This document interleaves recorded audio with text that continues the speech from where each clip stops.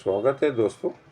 आज हम ऐसे विषय पे बात करेंगे जिससे एक साधारण आदमी तो क्या, एक उसका इलाज करने वाला चिकित्सक या डॉक्टर भी उससे प्रभावित है। ये हैं जीवन शैली संबंधित रोग, जिनको हम लाइफस्टाइल डिजीज के नाम से भी जानते हैं। जिस प्रकार आधुनिकता के कारण, शहरीकरण के कारण, इंडस्ट्रियलाइजेशन, इन सब के कारण बीमारियां बढ़ती जा रही हैं, विशेषकर शहरों में, जहाँ शिक्षित, जानकार या यूं कहें जिनके पास पर्याप्त पैसा है, ये सभी लोग प्रभावित भी हो रहे हैं। वैसे तो लाइफस्टाइल डिजीज़ या चिकित्सा जीवन शैली संबंधित रोग अलग अलग विशेषज्ञ के अपने अनुमान से इनकी संख्या भी विभिन्न प्रकार से बताई गई है।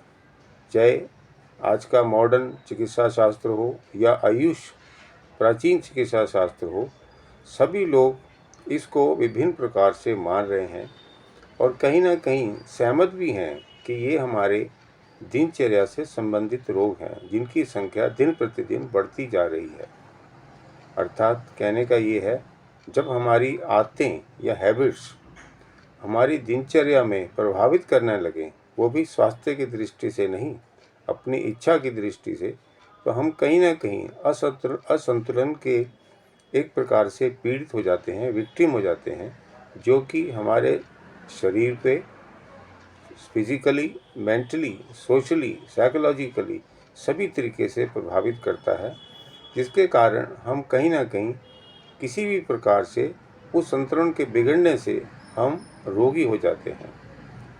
यदि हम बात करें संक्षिप्त में, कुछ लोग इसको 3 प्रकार की लाइफस्टाइल डिजीज़ मानते हैं। कुछ इनकी संख्या 5 बताते हैं, कुछ 7 बताते हैं, कुछ 10 बताते हैं, कोई 20 बताते हैं। सही बात तो है कि ये संख्या चाहे कितनी भी हो, प्रभावित तो व्यक्ति है, पर इसके विशेषज्ञ, विशेषकर चाहे मेडिसिन के डॉक्टर हों, डायबिटीज़ के विशेषज्ञ हों, या मोटापे के विशेषज्ञ हों, या यूं कहिए घुटने के जो रिमेटोलॉजिस्ट हैं उनको भी हों, जो कार्डियोलॉजिस्ट हैं, हृदय संबंधित रोगों के स्पेशलिस्ट वो हों, चाहे पल्मोनोलॉजिस्ट हों जो स्वास्थ्य से संबंधित हों, या जो कि साइकोलॉजी में विश्वास डील करते हों, ऐसे डॉक्टर भी हैं। कहने का मेरा अभिप्राय है, यदि हम इनका वर्गीकरण शरीर के अवयव अर्थात अंगों के हिसाब से करेंगे, तो हम ये पाएंगे कि हमें उसी प्रकार की बीमारियां होती हैं। जैसे यदि हम ऊपर से क्रम से शुरू करें तो दिमाग के रोग, जिसमें नींद ना आना या भूलना इत्यादि। ऐसे ही जो सांस से संबंधित फेफड़ों के रोग हैं, वो जैसे खांसी है, दमा है, ये हो गए। इसके अलावा जो हार्ट संबंधित रोग हैं, चाहे वो ब्लड प्रेशर का हाई होना या हार्ट के अन्य रोग। ऐसे ही जो हमारे भीतर के रोग हैं, जैसे गैस्ट्राइटिस है, पेप्टिक अल्सर है, या यूं कहें अंतड़ियों के जो कैंसर आदि रोग हैं, ये सब हो गए। ऐसे ही जो निचला हिस्सा है पेट का, जिनको रिप्रोडक्टिव सिस्टम कहा जाता है, वे भी प्रताड़ित हो रहे हैं। जिसमें लड़कियां हैं, जैसे उनको पीसीओडी का होना, उनका मासिक धर्म ठीक से ना होना। ऐसे ही जो पुरुष हैं, उनको प्रोस्टेट का कैंसर होना, या जो दूसरी उम्र के लोग हैं पुरुषों में, उनको भी इस प्रकार के जो रोग होते हैं, इन सब का आप समझेंगे ये हमारे शरीर की जो अवयव हैं, यानी कि सिस्टम के से पहले जो भी हमारे अंग हैं, उन सब को प्रभावित करते हैं। ऐसे हम बाहर की दृष्टि से कहेंगे तो हम ये पाएंगे बहुत सारी स्किन की या चमड़ी के रोग हैं, वो ठीक नहीं होते हैं। ऐसे ही जो जोड़ों के दर्द हैं, अर्थात मेरा कहने का ये है, इन सब का ही एक मूल कारण है कि हमारी जो दिनचर्या है, हमारी आदतें हैं, वो प्रकृति के सम्यक नहीं हैं।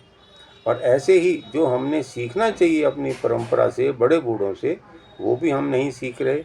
ऐसे ही दिमाग को पुष्ट करने के लिए हम किसी प्रकार की ऐसी कोई प्रार्थना नहीं कर रहे, ताकि हमारे मन को साथ साथ दिमाग को शांति मिले।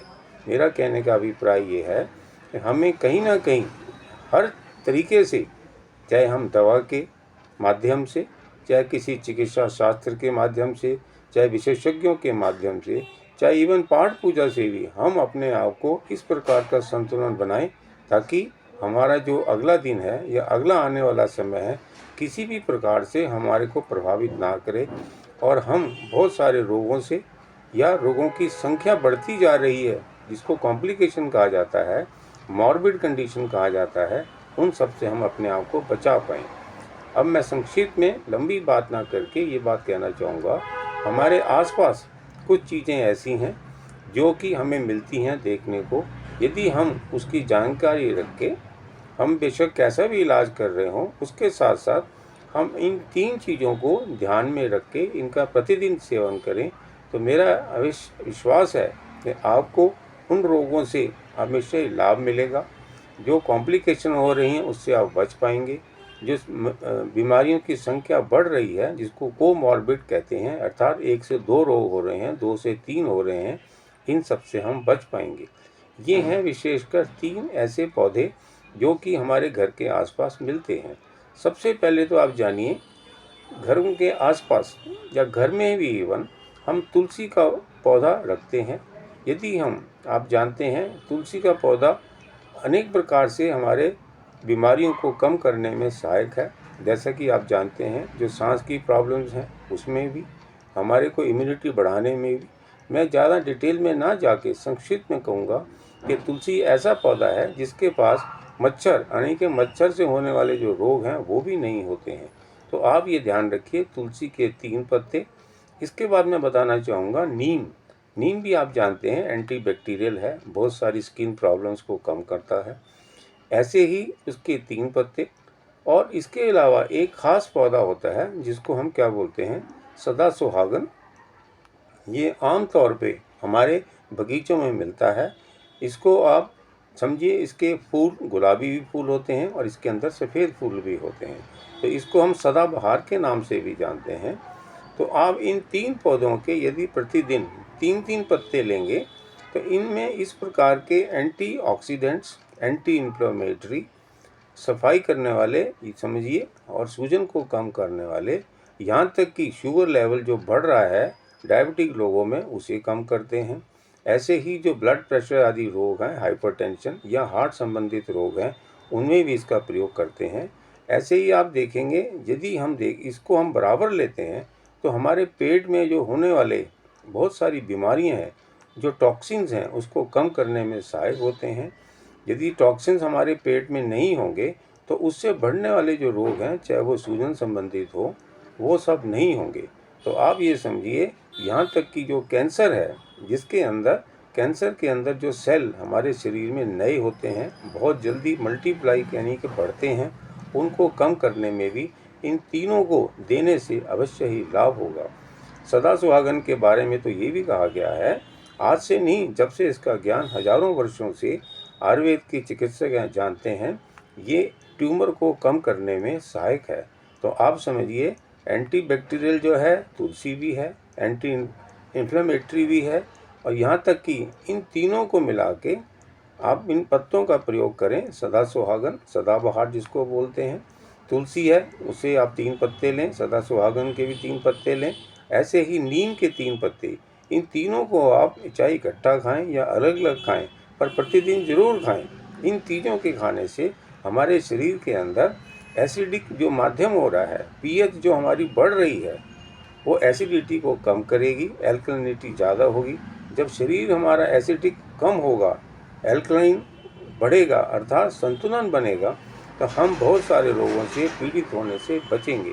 तो मेरा आपसे दोबारा ये कहना है, आप प्रतिदिन सदाबहार के 3 छोटे पत्ते और तुलसी के पत्ते और नीम के पत्ते, इन तीनों का आप प्रतिदिन प्रयोग करेंगे, अवश्य ही जो बढ़ती बीमारियां हैं उसमें भी आपको लाभ मिलेगा। चाहे डायबिटीज़ हो, हाइपरटेंशन हो, कार्डिक प्रॉब्लम हो, यहाँ तक कि कैंसर है जो, इन सब से हमको लाभ मिल सकता है। तो मैं ये कहूँगा, जिस प्रकार आप अन्य रोग कर रहे हैं, उनका इलाज कर रहे हैं, तो क्यों ना हम इन चीज़ों को भी अपनी जीवन शैली में जोड़ दें, ताकि हमारी आदतें ठीक होंगी। तो खाने का मतलब ये है कि हम इन चीज़ों को खा के ऐसी अन्य चीज़ें नहीं खाएंगे, यहाँ तक कि हमारा जो खाने के प्रति ऐसी जिसे कहते हैं ना पोषणता की कमी हो, ऐसे हम खाने को नहीं खाएंगे, अर्थात अनहेल्दी फूड को नहीं खाएंगे। तो निश्चय ही हमारे को बल मिलेगा, चाहे शारीरिक बल मिले या मानसिक बल मिले। हमारी हार्ट ठीक रहेगा, हमारी नींद अच्छी होगी, हम एक्टिविटीज़ पूरी जो शरीर को चलाने के लिए करनी चाहिए वो सब करेंगे, चाहे खेल कूद है। इन सब को इस्तेमाल करने से हम बहुत सारी रोगों से बच पाएंगे, चाहे उनकी संख्या 3 हो, 5 हो, 7 हो, 20 हो। इन सब चीज़ों से उनके प्रभाव को कम करने में हम लोग कामयाब होंगे, ऐसा मेरा विश्वास है। तो अब मैं अंत में एक बार और आपसे कहूँगा, इन 3 पत्तों का अपने जीवन के अंदर, अपने डेली रूटीन में इसका प्रयोग करें, ताकि बहुत सारी बीमारी से हम बच पाएँ। धन्यवाद।